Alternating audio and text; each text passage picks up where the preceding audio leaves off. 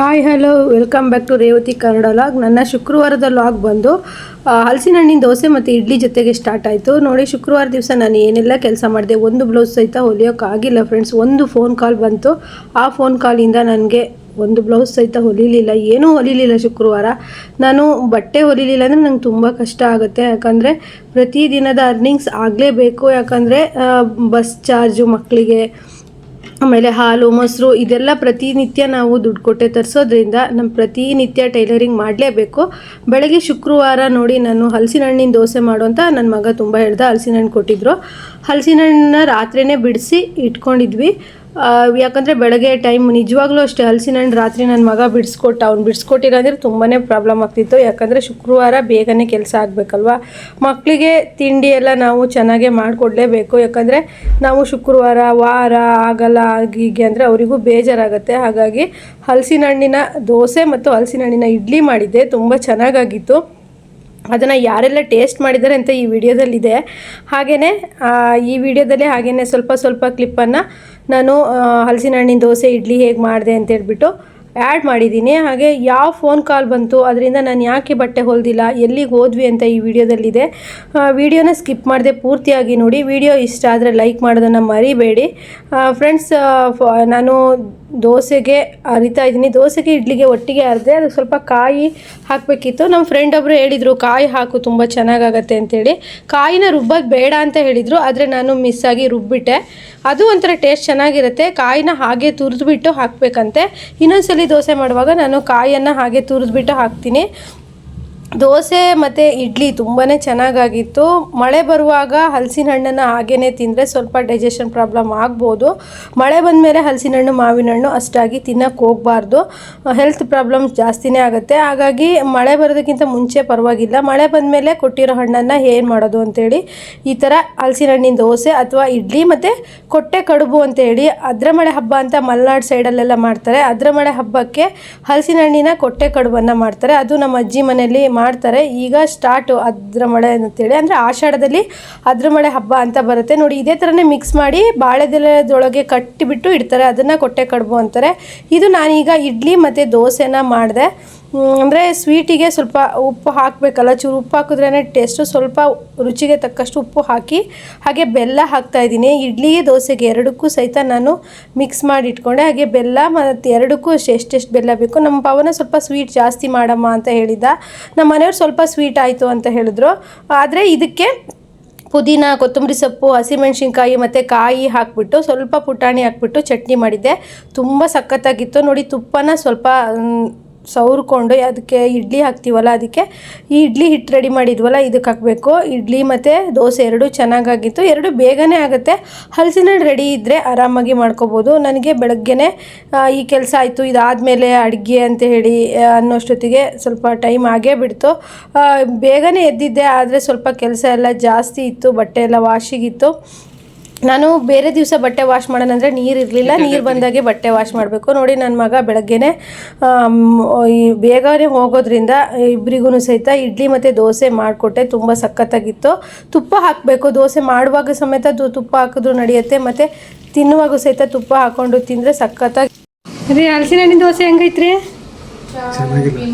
ಚೆನ್ನಾಗಿಲ್ಲ? ಮತ್ತು 10 ದೋಸೆ ತಿಂತಿದ್ದೀರಾ? ಕರೆಕ್ಟಾಗಿ ಹೇಳ್ರಿ. ಹಲಸಿನ ಹಣ್ಣಿನ ದೋಸೆ ಹೆಂಗೈತೆ? ಇಲ್ಲ, ಚೆನ್ನಾಗಿಲ್ಲ, ಕರ್ನಾಟಕ ಐತಿದೆ. ಅದು ಬೆಲ್ಲ ಹಾಕಿದ್ದು,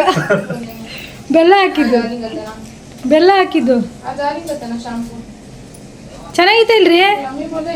ಏನು ಕಮ್ಮಿ ಆಯ್ತು? ಬೆಲ್ಲ ಹಾಕಿದ್ದು ಜಾಸ್ತಿ ಆಯ್ತು. ನಿಮ್ಮ ಮಗ ಬೆಲ್ಲ ಬೇಕು ಅಂದ. ಸಿಂಧುನು ಮಾಡ್ತೀನಿ ನೋಡಿ ಫ್ರೆಂಡ್ಸ್. ಹೊಸ ಯೂಟ್ಯೂಬ್ ಚಾನಲ್ ಸ್ಟಾರ್ಟ್ ಮಾಡಾಳೆ ನಮ್ಮ ಸ್ಟೂಡೆಂಟು.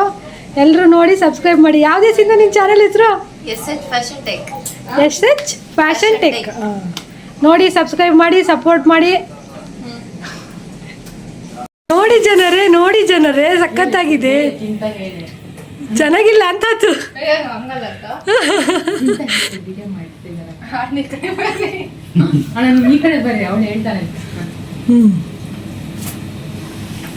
ಅವಳಿಗೆ ಎಷ್ಟು ನಾಚಿಗೆ. ಯೂಟ್ಯೂಬ್ ಚಾನಲ್ ಮಾಡೋರು ರೆಡಿ. ದೋಸೆ ಟೇಸ್ಟ್ ಮಾಡಿದ್ಲು ಸಿಂಧು, ಹೇಗಿದೆ ಅಂತ ಹೇಳು. ಚಟ್ನಿ ಜೊತೆ ಚೆನ್ನಾಗಿ ಆಗ್ತಿದ್ಯಾ? ತುಂಬಾ ಚೆನ್ನಾಗಿಲ್ಲ ಅಂತಾರು ಹೇಳಿ. ನೀಟಾಗಿ ಖಾರವಾಗಿ ಸಕ್ಕತ್ತಾಗಿದೆ friends. ಒಂದ್ಸರಿ ಮನೆ ಟ್ರೈ ಮಾಡಿ, ತುಂಬಾ ಚೆನ್ನಾಗಿರುತ್ತೆ. ಇದು ನಮ್ಮ ಅಕ್ಕ ತುಂಬಾ ಚೆನ್ನಾಗಿ ಮಾಡಿದ್ದಾರೆ, ನೀವು ಟ್ರೈ ಮಾಡಿ ನೋಡಿ. ಧೈರ್ಯ ಬಂದಿತ್ತು ಅವಳಿಗೆ. ತಿಂಡಿ ಎಲ್ಲ ಮಕ್ಕಳಿಗೆ ಮನೆಯವರಿಗೆಲ್ಲ ಮಾಡಿಕೊಟ್ಟು ಯಾಸ್ಮಿನೂ ಟೇಸ್ಟ್ ಮಾಡಿದ್ಲು, ಸಿಂಧುನೂ ಟೇಸ್ಟ್ ಮಾಡಿದ್ಲು. ಎಲ್ಲ ಆದಮೇಲೆ ನಾನು ತಿಂಡಿ ತಿಂದಿರಲಿಲ್ಲ. ಸ್ನಾನ ಮಾಡಿ ಪೂಜೆ ಮಾಡಿ ಆಮೇಲೆ ತಿಂಡಿ ತಿಂದೆ. ಶುಕ್ರವಾರ ಆಗಿತ್ತು. ಗುರುವಾರ ನಾನು ಪ್ರತಿಯೊಂದು ದೇವರ ವಸ್ತುಗಳನ್ನೆಲ್ಲ ತೊಳೆದ್ಬಿಟ್ಟು ಫೋಟೋ ಎಲ್ಲ ಒರೆಸಿ ಕ್ಲೀನ್ ಮಾಡಿ ಇಟ್ಟಿರ್ತೀನಿ. ಏನಿದ್ರು ಶುಕ್ರವಾರ ಅಷ್ಟೊಂದು ಕೆಲಸಗಳಿರಲ್ಲ. ನಾವು ಶುಕ್ರವಾರ ದಿವಸ ದೇವ್ರ ಮನೆ ಕ್ಲೀನ್ ಮಾಡೋದಾಗಲಿ, ಒರೆಸೋದಾಗಲಿ, ದೀಪ ತೊಳೆಯೋದಾಗಲಿ ಮಾಡಬೇಡಿ, ಯಾರ ಮನೇಲಾದರೂ ಅಷ್ಟೇ. ಗುರುವಾರ ದಿವಸನೇ ನೀವು ನೀಟಾಗಿ ದೇವ್ರ ಮನೆ ಕ್ಲೀನ್ ಮಾಡಿಕೊಂಡ್ರೆ ಶುಕ್ರವಾರ ಪೂಜೆಗೂ ಈಸಿ ಆಗುತ್ತೆ. ಹಾಗೆ ಶುಕ್ರವಾರ ದಿವಸ ನಾವು ಕ್ಲೀನ್ ಮಾಡಬಾರ್ದು. ಹಾಗಾಗಿ ನಾನು ಏನೇ ಕ್ಲೀನ್ ಇದ್ದರೂ ಸಹಿತ ಮನೆಯಲ್ಲಿ ಏನಾದರೂ ಕ್ಲೀನ್ ಇದ್ದರೆ ಬುಧವಾರ ಮತ್ತು ಗುರುವಾರ ಮಾಡ್ಕೊಳ್ತೀನಿ. ಹೆಚ್ಚಾಗಿ ಮನೆ ಜೇಡರ ಬಲೆ ಅದನ್ನೆಲ್ಲ ತೆಗಿಯೋದೆಲ್ಲ ನಾನು ಬುಧವಾರ ದಿವಸ ಮಾಡ್ಕೊಳ್ತೀನಿ. ಗುರುವಾರ ದಿವಸ ದೇವ್ರ ಮನೇಲಿ ಏನಾದರೂ ಜೇಡರ ಬಲ ಕಟ್ಟಿದರೆ ಅಥವಾ ಫೋಟೋಗಳು ಧೂಳು ಆ ಥರ ಎಲ್ಲ ಇದ್ದರೆ ನಾನು ಕ್ಲೀನ್ ಮಾಡ್ಕೊಳ್ತೀನಿ. ದೇವ್ರ ಮನೇಲಿ ನಾನು ಏನು ವಸ್ತುಗಳನ್ನು ಇಟ್ಟಿಲ್ಲ.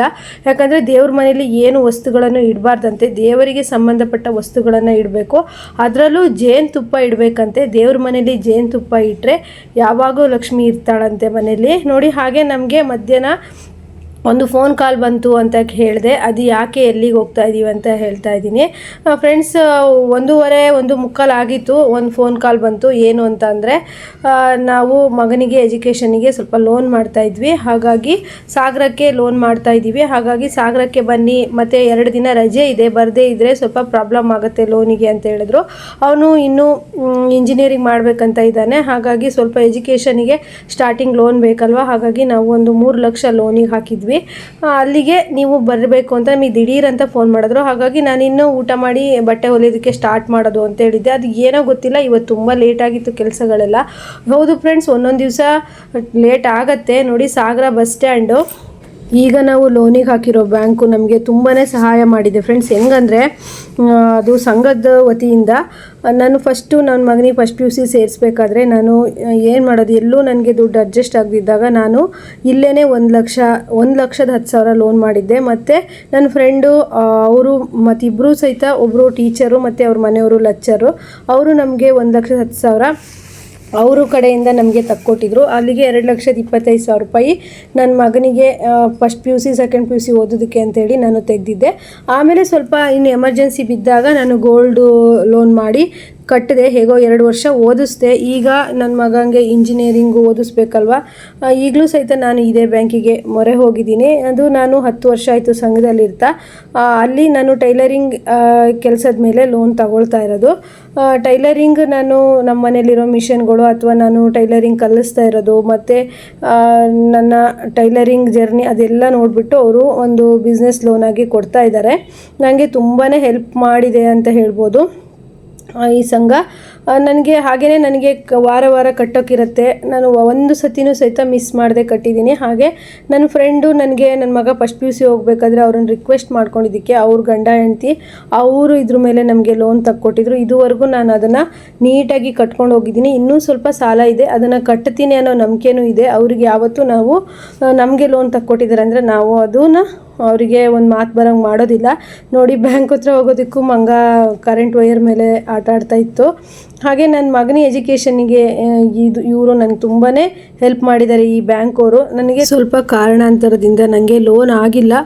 ಏನು ಮಾಡೋದು, ಸ್ವಲ್ಪ ಬೇಜಾರಾಯಿತು. ನಾನು ವಾಪಸ್ ಬರುವಾಗಲೂ ವಿಡಿಯೋ ಮಾಡ್ಕೊಬೇಕು ಅಂತ ಅಂದ್ಕೊಂಡೆ. ಆದರೆ ನಮಗೆ ಸ್ವಲ್ಪ ಇಲ್ಲಿ ಪ್ರಾಬ್ಲಮ್ ಆಗಿರೋದ್ರಿಂದ ಲೋನ್ ಆಗಿಲ್ಲ. ಬರುತ್ತೆ, ಇನ್ನೊಂದು ಸ್ವಲ್ಪ ಟೈಮ್ ಬಿಟ್ಟು ಬರುತ್ತೆ ಅಂತ ಹೇಳಿ ಧೈರ್ಯ ಕೊಟ್ಟರು. ಈಗ ಏನು ಮಾಡೋದು ನನ್ನ ಮಗನ ಎಜುಕೇಷನ್ನಿಗೆ ಅನ್ನೋದು ನನಗೆ ಒಂದು ದೊಡ್ಡ ತಲೆನೋವಾಗಿದೆ. ಆದರೆ ನಾನು ನಂಬಿರುವಂಥ ಮಾರಿಕಾಂಬೆ ಆಗಿರ್ಬೋದು, ಕೋಟೆ ಆಂಜನೇಯ ಸ್ವಾಮಿ ಆಗಿರ್ಬೋದು, ನನಗೆ ಯಾವತ್ತೂ ಕೈ ಬಿಡಲ್ಲ. ನನಗೆ ಬೇರೆ ಯಾವ ರೂಪದಲ್ಲಾದರೂ ಬಂದುಬಿಟ್ಟು ನನಗೆ ಸಹಾಯ ಮಾಡೇ ಮಾಡ್ತಾರೆ ಅನ್ನೋ ನಂಬಿಕೆ ಇಟ್ಕೊಂಡಿದ್ದೀನಿ. ಯಾವುದೇ ಮನುಷ್ಯರ ಮೇಲೂ ಸಹಿತ ನಾವು ನಂಬಿಕೆನ ಇಟ್ಕೊಬಾರ್ದು. ಅವ್ರ ಮೇಲೆ ಇಡೋಷ್ಟು ನಂಬಿಕೆನ ನಾವು ದೇವ್ರ ಮೇಲೆ ಇಟ್ಕೊಂಡ್ರೆ ದೇವರು ಒಬ್ಬರಲ್ಲ ಒಬ್ಬರು ರೂಪದಲ್ಲಿ ಬಂದು ನಮಗೆ ಸಹಾಯ ಮಾಡೇ ಮಾಡ್ತಾರೆ. ನನ್ನ ಮಗನಿಗೆ ನಾನು ಓದಿಸ್ತೀನಿ ಅಂತ ಹೇಳಿ ಅಂದ್ಕೊಂಡಿದ್ದೀನಿ.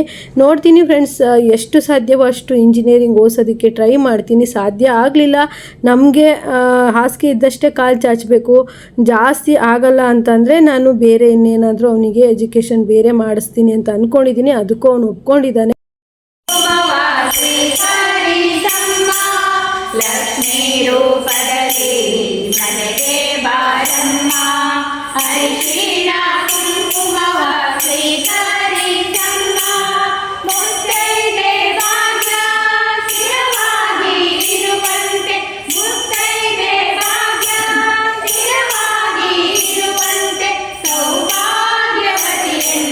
ಹರಸಮ್ಮ ಮಡಿಲ ತುಂಬುವೆ ಪರಿಮಳದ ಮಲ್ಲಿಗೆಯ ಮುಡಿಸುವೆ ನಿನ್ನ ಮುಡಿವೆ ಮಡಿಲ ತುಂಬುವೆ ಗೌರಿ